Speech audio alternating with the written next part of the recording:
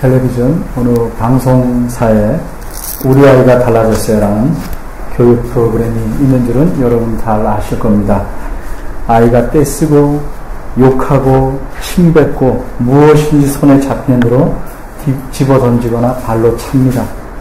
이 아이가 왜 그렇게 되었는지, 그리고 일정 기간의 치료 후에는 어떻게 달라졌는지를 보여주는 그런 프로그램입니다. 아이들이 그토록 심각한 문제를 보이게 된 원인들은 대부분 경우 부모에게 있는 듯합니다.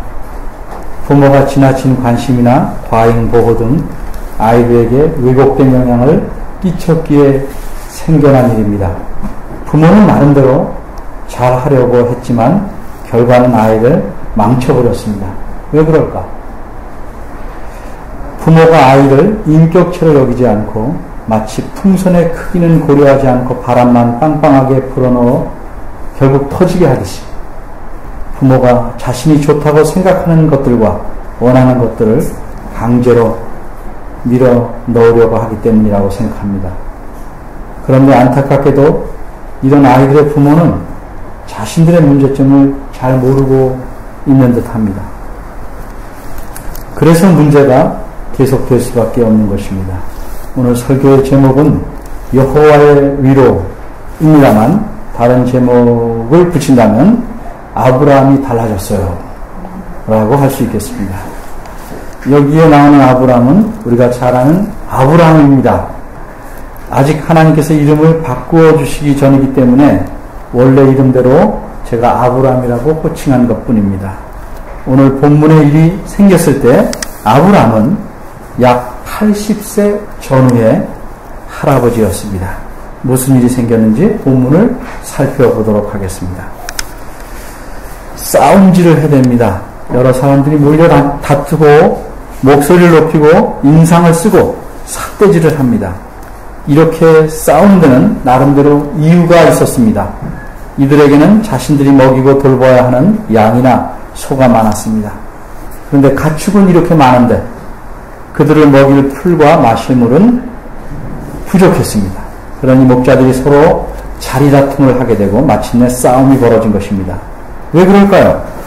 오늘 본문 5절과 6절에서 그 이유를 알 수 있습니다. 제가 말씀드리는 절수를 부지런히 따라 보시지 않으면 설교의 내용을 이해하기 힘들고 지루해집니다. 늘 따라오시기 바랍니다. 아브라함의 일행 롯도 양과 소와 장막이 있으므로 그 땅이 그들의 동거함을 용납치 못하였으니 곧 그들의 소유가 많아서 동거할 수 없었습니다. 무슨 뜻입니까? 아브라함과 롯이 같은 곳에 살고 있는데 그들의 소유, 특히 가축들이 많아서 그 땅이 함께 살기에는 비좁았다는 뜻입니다. 아브라함과 롯은 아저씨와 조카 사이입니다. 아브라함의 형의 아들이 롯입니다. 이 두 사람은 원래 고향에서부터 현재 이곳까지 수십 년을 함께 다녔습니다. 아브라함과 롯은 고향을 떠나서 이곳 가나안 땅으로 올 때도 함께 왔습니다. 가나안 땅에 가뭄이 들어서 아브라함이 애굽으로 피해갈 때도 롯은 함께 갔습니다. 그리고 다시 애굽에서 가나안 땅으로 돌아올 때도 롯은 함께 왔습니다. 이처럼 이제까지는 두 사람과 그 가족들이 함께 지내는 일에 큰 문제는 없었습니다. 그런데 지금이 달라졌습니다. 두 사람의 소유가 너무 많았기 때문입니다. 아브라함이 애굽으로 가뭄을 피해갔다가 다시 이곳 가나안으로 올 때 그는 엄청난 부자가 되었습니다. 그가 얼마나 부자인지를 2절에서 이렇게 강조해서 말합니다. 우리말은 그저 아브라함에게 육축과 은금이 풍부하였더라 이렇게 되어 있지만 원문은 조금 다릅니다. 강조하는 느낌이 납니다. 그대로 해보면 그런데 아브라함은 무척 풍부하다. 가축에서도 은에서도 금에서도 그렇다. 조금 느낌이 다르죠? 그의 가축에는 단순히 양과 소만 있는 것이 아니었습니다. 12장 16절을 보면 충분히 짐작할 수 있듯이 암수, 나귀, 당나귀들도 있었고 낙타들도 있었습니다. 그리고 이런 가축들을 돌보고 먹이는 남자 종들도 있었고 또 집안에 사람들이 많으니 그들을 위해서 음식을 만들고 옷을 빨고 온갖 허드렛 일을 해야 하는 여자 종들도 있었습니다. 12장 16절에 노비란 것은 남자 종들과 여자 종들을 뜻하는 묶어놓은 말입니다. 조카인 롯도 아브라함만큼은 아닐지라도 많은 가축들과 노비들을 데리고 있었습니다. 그러기에 이들이 함께 사는 곳이 비좁았습니다. 가축들을 잘 먹이기에는 땅이 좁았습니다. 그래서 오늘 본문 7절에서 보시는 바대로 아브라함의 목자들과 롯의 목자들 간에 다툼이 생기게 된 것입니다. 또 이들이 사는 지역에는 그 가나안 땅의 원주민들도 살고 있었습니다. 그러니 땅도 비좁을 뿐더러 서로 친척 간에 다투는 일이 창피한 일이 될 수밖에 없는 것입니다. 그럼 이 일을 어떻게 해결해야 될까? 아직은 작은 다툼이니까 모른 채 하고 지나갈 수도 있습니다. 아브라함은 족장입니다.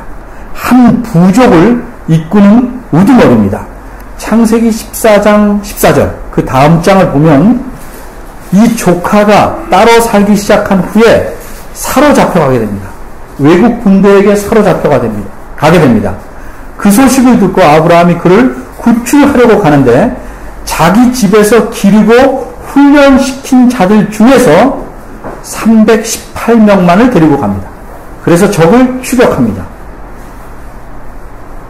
이른바 정예 군사들만 318명 데리고 가니까 적어도 아브라함 밑에는 남자만 수백 명을 거느리고 있는 것입니다. 그런 족장입니다. 그리고 오늘 본문 13장에는 롯도 함께 살고 있으니 이 부족에는 남녀가 다 합하면 적어도 1000여 명의 사람들이 함께 살았고 수많은 가축들이 있었다라고 볼 수 있습니다. 이런 많은 사람을 거느린 족장이 아직 심각하게 커지지 않은 문제에 나서는 것도 어떻게 보면 좀 체면이 깎이는 일일 수도 있습니다. 그저 애들끼리 해결하도록 놔버릴 수도 있는 일입니다. 그런데 지도자란 그 지도하는 무리가 크든 작든 거기서 일어난 사태를 살펴보는 눈이 있습니다. 이것이 지금은 작아 보여도 그냥 놔두면 심각해질는지 그냥 놔두면 시들해질는지를 보는 눈이 있게 마련입니다. 어쨌든 아브라함은 이 문제를 조기에 해결하려고 나섭니다. 그래서 어떻게 합니까? 8절입니다. 아브라함은 조카인 롯을 불러 말합니다. 한마디로 우리 사이에 다툼이 있어서는 안 된다. 이렇게 말합니다. 족장으로서 아랫사람에게 명령하는 식으로 말한 것이 아닙니다. 그대로 옮겨보면 제발 다툼이 있게 하지 말자라는 부탁의 말입니다. 다툼이 없어야 될 이유는 무엇입니까? 아브라함이 이렇게 말합니다. 우리말에는 고륙이라는 멋진 말을 썼는데 히브리 원문은 우리는 사람들, 즉 형제들이기 때문이다. 이렇게 말합니다. 그런데 재물이나 재정적인 이익이 얽혀있는 경우에는 말로만 우리 다투지 말자 해서 다툼이 없어지기는 힘듭니다. 친형제들이라도 콩가루 집안에서는 돈 때문에 머리통 터지게 싸우는 일들을 우리 주변에서 무수히 보게 됩니다. 재물이 걸려있는 일에는 기득권을 가진 사람이 먼저 양보하는 것이 최선책입니다. 그런데 아브라함이 양보를 합니다. 흔쾌히 양보합니다. 바로 이것이 아브라함이 달라졌어의 핵심입니다. 여러분은 여기서 좀 의아해 하실 수 있습니다. 그래도 믿음의 조상 아브라함인데 그 정도의 양보는 기본이 아닐까. 그러나 아직 아브라함은 믿음의 조상다운 믿음을 갖고 있지는 못합니다. 예수님을 믿은 지 몇 년 안 된 사람이 장로님으로 뽑힐 만큼 믿음이 성숙하기 힘들듯이 아브라함은 하나님께서 불러내서 하나님을 믿은 지 불과 몇 년이 안 되는 사람입니다. 아브라함이 가나안 땅에 들어온 때가 75세고 그 이후에 애굽으로 내려갔다 왔으니 아직 믿음이라는 면에서는 초신자인 셈입니다. 인간적인 면에서는 경험이 많아 노련할지는 몰라도 믿음의 면에서는 아직 어린 사람입니다. 그가 애굽으로 가서 비열한 짓을 합니다. 어떤 비열한 짓을 했습니까?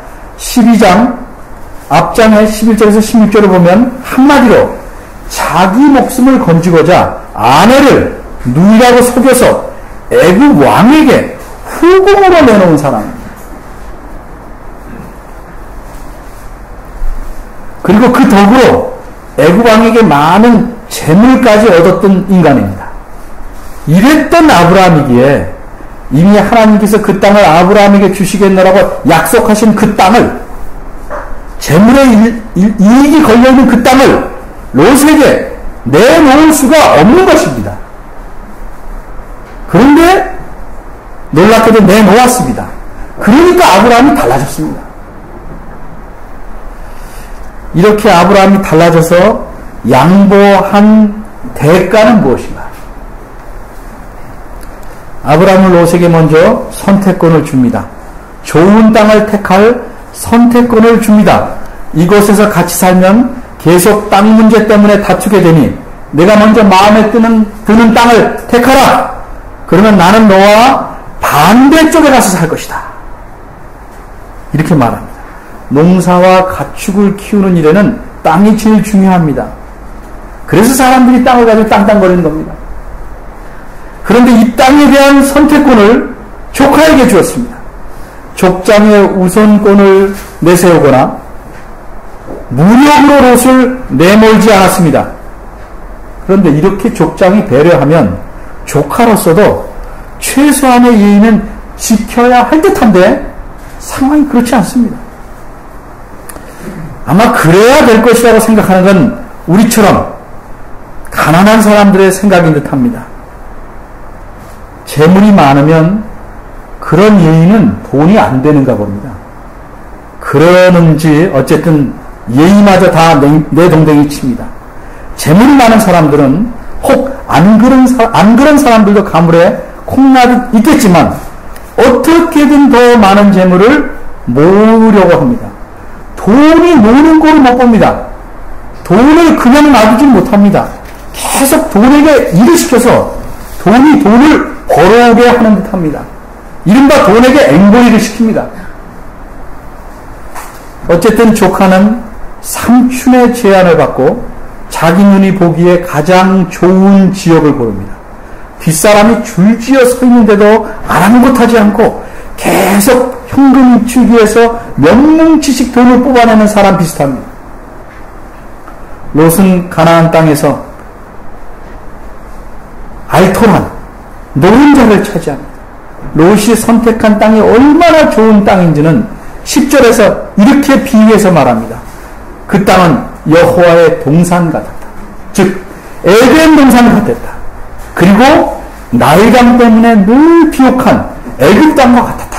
이렇게 표현합니다. 어쨌든 이로써 롯은 알맹이를 차지하고 아브라함은 쭉정이를 얻은 꼴이 되고 말았습니다. 아브라함은 롯이 정말 이렇게도 이제껏 모든 인정과 관계를 잎싹 씻듯이 끊어버릴 줄 모르고 선택권을 먼저 주었을까요? 그래도 혹시 아브라함에게 다시 선택권을 돌려줄지 않을까, 말이라도 그렇게 하지 않을까 기대하고 먼저 선택하라고 제안했을까요? 그렇지 않습니다. 만일 그렇게 속셈을 갖고 양보를 한 척했다면 롯이 떠난 후에 여호와께서, 중심을 보시는 여호와께서 아브라함에게 말씀하실 리가 없습니다. 그럼 아내를 팔아먹다시피 한 아브라함이 어떻게 이렇게 달라졌을까? 어떤 마음으로, 어떤 생각으로 롯에게 선뜻 선택권을 양보했을까? 자기가 쭉정이가 되는 길을 택했을까?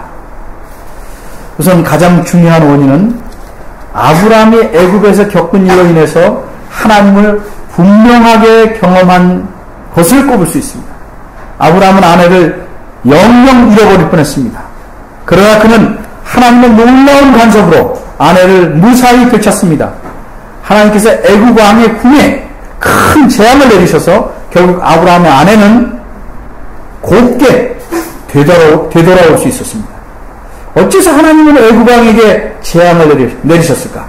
아브라함의 비열한 짓 때문인데, 아브라함의 이 비열한 짓으로 아브라함의 아내가 위험에 처한 것은 아브라함 개인의 문제가 아니었기 때문입니다. 하나님 자신의 명예와 신뢰가 달린 문제였습니다. 하나님께서 아브라함에게 약속하신 내용은 12장 1절, 2절, 3절에 나오는데, 그중 하나가 내가 너로 큰 나라를 이루게 하겠다는 약속입니다. 큰 나라를 이루려면 아브라함에게 자식이 있고 계속 수많은 자손이 나와서 이루어가는 것입니다. 이것이 이렇게 하겠다는 것이 하나님의 약속입니다.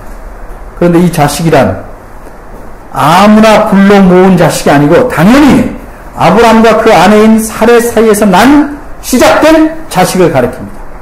그런데 아브라함이 아내를 팔아넘겨서 하나님의 약속이 깨뜨려질 수밖에 없는 상황을 만들어버린 것입니다.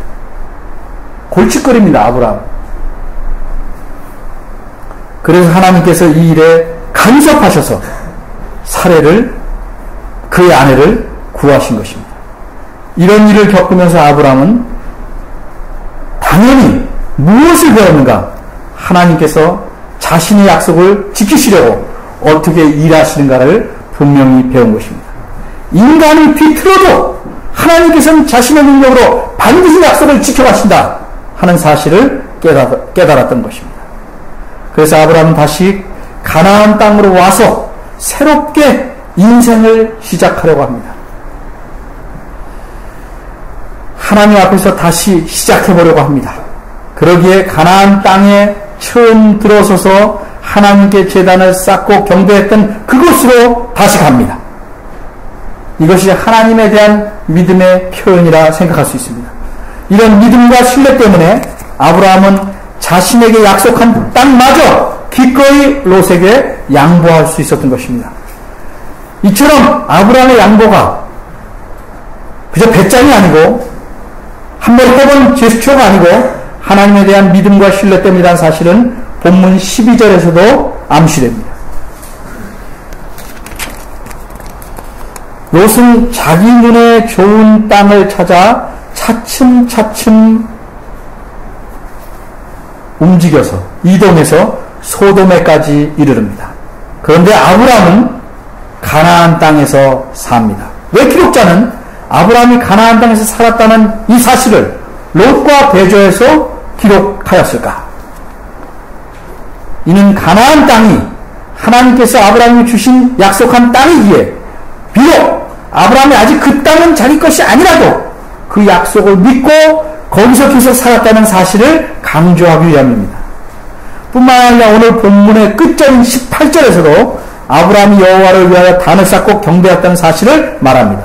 이로써 오늘 본문에서 기록자는 아브라함이 가나안 땅에 다시 와서 하나님께 단을 쌓았고 계속 가나안 땅에서 살았고 옮겨서 거주하는 곳에서도 하나님께 단을 쌓았다는 사실을 앞부분, 중간, 뒤에서 계속 말함으로써 아브라함이 전과 달라졌다는 사실을 강조합니다. 아브라함은 이제 하나님과 그분의 약속을 철저히 믿는 신앙으로 성숙하게 된 것입니다.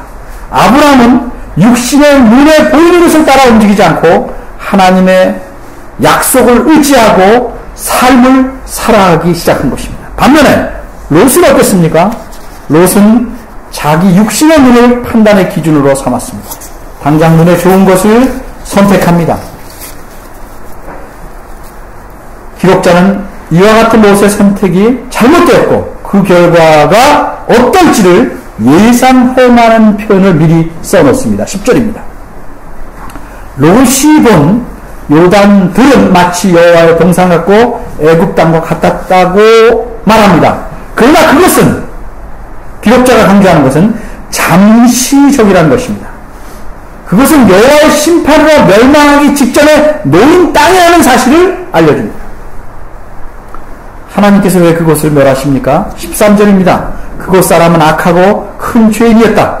모든 죄가 하나님이 보시기에 죄지만 특별히 소돔 사람들의 죄는 하나님의 진노를 직접 받을 만한 심각하게 악한 것이었다는 사실을 말하는 겁니다. 12절입니다. 아브라함은 가나안 땅에 머물러 살았지만 롯은 멸망할 악한 죄인들이 사는 곳으로 차츰차츰 옮겨가고 있었다는 사실을 대조시키고 있습니다. 롯은 좁은 문으로 가지 아니하고 크고 넓은 문으로 가는 삶을 계속했습니다. 그 결국이 얼마나 처참했는지는 우리 뒤에서 압니다. 결국 소돔에서 가진 것 다 잃고 맨몸으로 천사에 이끌려서 겨우 살아남을 수 있었습니다. 모든 것을 다 잃어버렸습니다. 그 과정에서 아내도 잃어버렸습니다.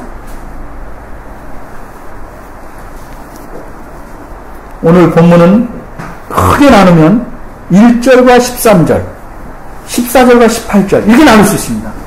앞부분인 1절과 13절에서는 아브라함이 말하고 행동한 것이 주축입니다. 근데 후반부는 여호와께서 말씀하신 것이 주축입니다. 아브라함의 행동 언행과 여호와를 대조시켜서 이야기하고 있습니다. 14절은 원어대로 표현하면 시작 부분이 이렇습니다. 우리말은 자연스럽게 하기 위해서 롯이 아브라함을 떠난 후에 이렇게 됐지만 원문은 이렇게 시작합니다. 그런데 여호와께서 말씀하셨다. 이렇게 시작합니다. 앞과 대조를 시킵니다. 이제껏 아브라함이 나하고 행동했는데 이제 여호와께서 말씀하셨다. 여호와께서 아브라함에게 말씀하신다. 롯이 떠난 후에 혼자 남은 아브라함에게 말씀하신 겁니다. 왜? 아브라함을 위로하시기 위함입니다. 하나님을 믿고 의지하기에 자기의 것마저 다 양보하고 내놓은 아브라함을 하나님은 어찌하시는가? 강 건너 불구경하듯 하시는가? 그렇지 않습니다. 위로하십니다. 어떻게 위로하십니까? 무엇으로 위로하십니까? 하나님 자신께서 약속하신 내용을 다시 한번 확인시켜 주심으로써 아브라함을 위로하십니다. 여호와께서 아브라함에게 말씀합니다. 14절입니다. 너는 눈을 들어 바라보라. 이것도 대조적입니다. 롯은 눈을 들어서 요단들을 바라보았습니다.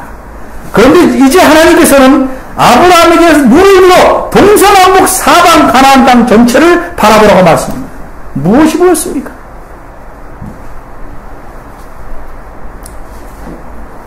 롯의 눈에는 모든 것이 풍요로워 보이는 요단들이 보였습니다. 아브라함의 눈에는 하나님이 약속하신 땅 전체가 보였습니다. 지금 아브라함이 홀로 남아있는 곳은 베델이라는 곳 근처입니다. 그곳은 산지입니다. 해발 880m나 되는 높은 곳입니다. 제가 기억하기로는 우리 수원의 큰 광교산보다 200여 미터 더 높은 그런 산지입니다. 가나안 땅 전체를 둘러볼 수 있는 높은 지역입니다. 하나님께서 왜 그럼 이 사방을 보라고 바라보라고 하셨을까? 15절입니다. 15절. 15절은 강조문이고 왜냐하면으로 시작합니다. 왜냐하면 내가 지금 보고 있는 모든 땅을, 이게 먼저 나옵니다. 지금 내가 보는 모든 땅을 네게 내가 줄 것이다. 그러니까 보라는 겁니다. 그리고 네 후손에게도 영원히, 이렇게 말씀합니다. 땅만 덩그러니 있고 자식은 없으면 그 땅은 결국 남의 차지가 될 것입니다. 그러나 하나님은 그렇게 놔두지 않습니다. 16절에서도 말씀합니다. 내 자손이 땅의 티끌같이 많을 것이다. 사람이 땅의 티끌을 셀 수 없는 것처럼, 이 그런 뜻입니다. 내 자손도 셀 수 없을 만큼 그렇게 많을 것이다. 하나님은 이미 12장 1, 2, 3절에서 이런 약속의 핵심을 말씀하셨습니다. 그러나 지금 아브라함에게 나타나서 그 약속의 내용을 단순히 되풀이하신 것이 아니고 아주 구체적으로 좀 더 자세하게 말씀하고 계신 겁니다. 이런 말씀으로 아브라함을 위로하신 겁니다. 그리고 17절입니다. 하나님은 아브라함에게 권면하시면 너는 일어나서 내가 줄 땅, 이 땅을 이리저리 마음껏 다녀봐라. 왜냐하면 이 땅은 내가 너에게 줄 땅이기 때문이다.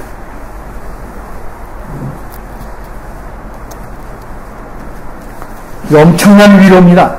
꼭 필요한 시점에 말씀을 통해서 위로하시는 하나님에 대해 아브라함은 어떤 반응을 보였습니까?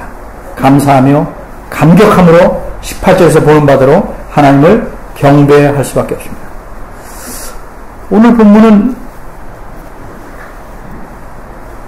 무엇을 말하려고 이렇게 기록해 놓으셨을까? 이것은 제가 전도서도 아닌 신학교 다니는 시절에 이것도 앞부분만 9절까지인가요? 만 설교한 최초의 설교입니다. 그걸 지금 수십 년이 지나서 그때와 제가 어떻게 성경을 보는 것이 달라졌나 스스로 살펴보면서 설교를 준비했습니다. 그때는 이렇게 말했습니다. 한마디로 핵심이 겁니다. 우리 다 아브라함처럼 양보하자. 그게 좋은 것이다. 그래 복받는다. 이런 식으로 얘기했습니다. 물론 그런 면이 여기에 없는 건 아닙니다. 그런데 항상 성경은 무엇이 우선이냐? 하나님에 대해서 말씀하는 것이 우선이라는 거죠. 오늘 본문에서 알려주는 하나님은 어떤 분이신가? 이 본문을 보고 애국을 떠나서 가나안 땅을 향해 가는 이스라엘 백성이 어떤 하나님을 보았을까? 어떤 하나님을 어떻게 이해했을까?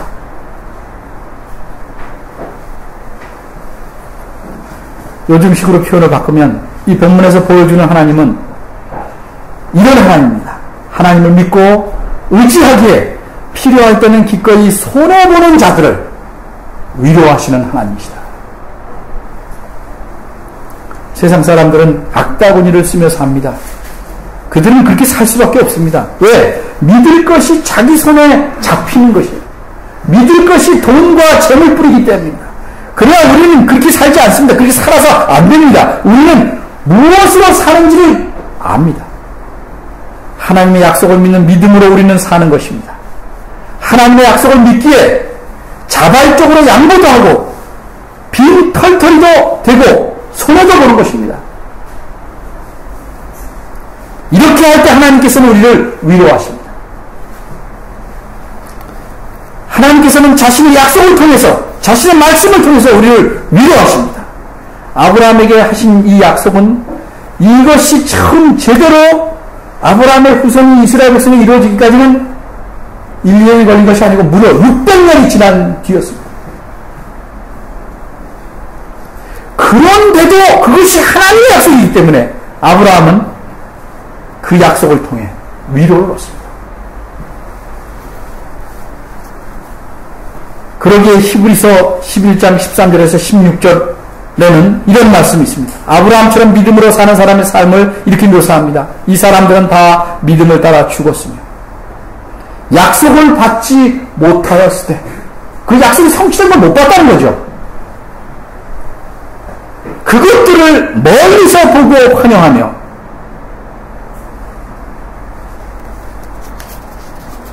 또 땅에서는 외국인과 나그네로라 증거하였으니 저희가 이제는 더 나은 본향을 사모하니 곧 하늘에 있는 것이다.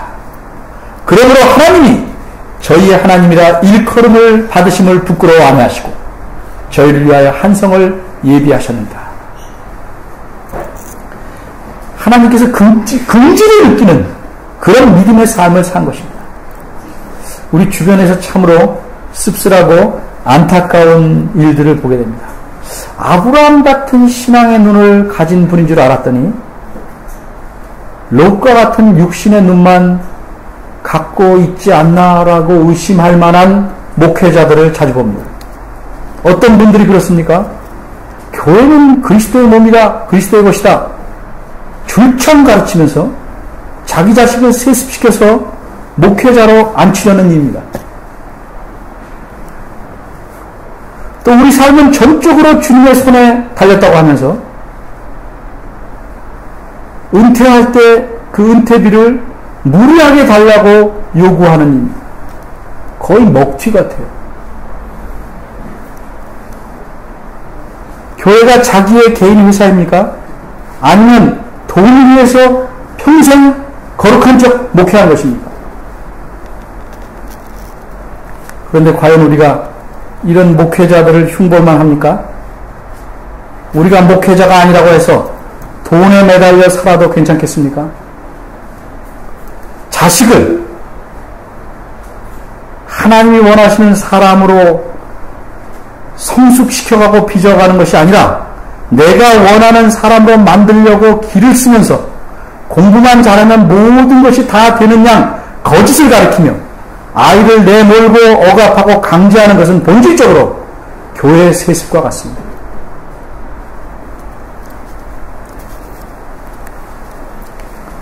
창세기를 처음 읽는 이스라엘 백성은 자주 하나님을 원망하고 불평하고 하나님을 시험하며 하나님을 향해 다투었습니다. 그러기에 그들에게는 하나님의 위로가 임하지 않고 진노가 임한 것입니다. 시편 95편 8절에 보면 너희는 무리바라는 말이 여기 나오는 다툼이란 말입니다. 무리바에서와 같이 또 광야 마사 시험이란 말입니다. 마사의 날같이 그렇게 하나님과 다투고 원망하고 시험하지 말고 너희 마음을 강팍하게 하지 말라 이렇게 권고하십니다. 우리가 다투기를 잘하고 하나님에 대해서 고집스러우면 하나님은 우리를 위로하시지 않습니다. 오히려 우리에게 진노하시고 경책하십니다. 우리가 한평생 살아가나 보면 어려움을 무수히 당하고 시리에 빠질 때가 많습니다. 그럴 때 정말 위로가 필요합니다. 특별히 하나님의 위로가 필요합니다. 그래야 우리가 다시 일어서서 지척지척 아무거나 걸어가는 것이 아니고 올바른 길로 걸어갈 수 있는 것입니다. 그러나 우리가 참으로 하나님의 위로를 맛보려면 어떻게 해야 됩니까? 움켜잡으려 말고 자기 욕심을 채우려 말고 다투지 말고 기꺼이 그리스도를 위해서 손해를 보면 내어주려고 해야 합니다. 우리가 우리 주님처럼 자신을 다 내어주면 줄수록 하나님께서 더 많이 우리를 위로하실 것입니다. 그러면 우리는 가난하지만 풍성한 삶을 살 수 있을 것입니다. 풍성하냐 아니냐는 마음의 문제입니다. 하나님의 위로로 날마다 가득 채워지는 마음, 그런 마음을 가진 사람은 풍성한 삶을 살아갈 수 있습니다. 그런 우리가 모두 되기를 바랍니다. 기도하겠습니다. 하나님, 저희들에게 하나님의 위로가 필요합니다. 지치고 힘든 세상 속에서, 강팍하고 메마른 세상 속에서 정말 하나님의 위로가 필요합니다. 그러면서 저희들은 그 위로를 거부합니다. 저희들을 불쌍히 여겨주시고 하나님의 위로를 누리며 그 안에서 행복하고 하나님을 참으로 경외하고 경배하는 삶을 살아가는 하나님의 자녀들 되게 하시옵소서. 예수님의 이름으로 기도합니다. 아멘.